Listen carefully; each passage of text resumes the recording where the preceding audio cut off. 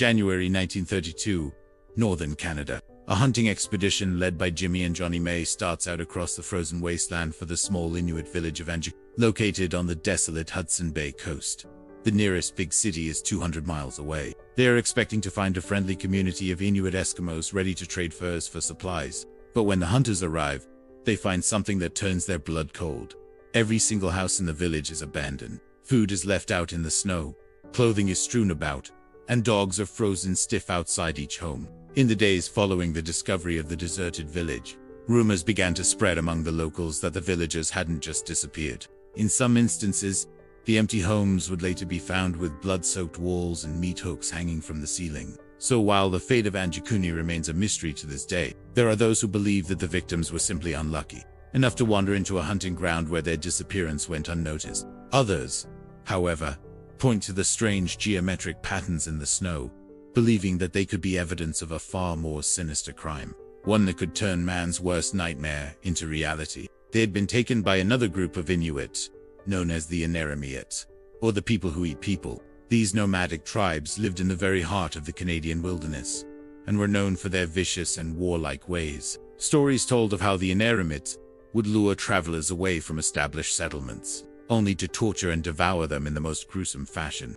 But while such rumors were common in the days before the actual disappearance, after the incident, many of the survivors began to swear by them. Could it be that the entire town had been kidnapped and sacrificed by a rival tribe? Or is there another explanation behind the cannibalistic rumors? And most disturbing of all, there is not a single sign of a struggle. It's as if the entire village has vanished into thin air. Following the disappearance, a military search party is assembled to comb through the area. Troops travel 300 miles along the ice, searching for signs of what could have possibly happened to the townspeople.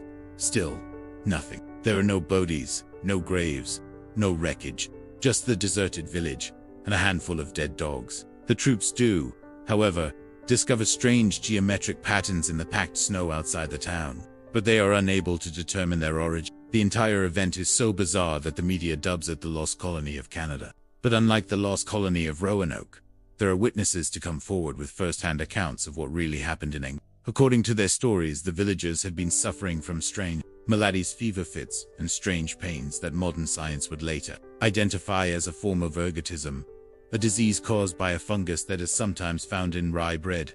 Ergotism is also known to cause hallucinations and paranoia, and in extreme cases, it can lead to gangrenous growths on the limbs, which can be mistaken for wounds from vicious animal attacks. But this was only one part of a much larger mystery. 4 weeks prior to the incident, the villagers had reported seeing strange lights in the sky, leading some to believe that aliens were somehow responsible for the village's disappearance.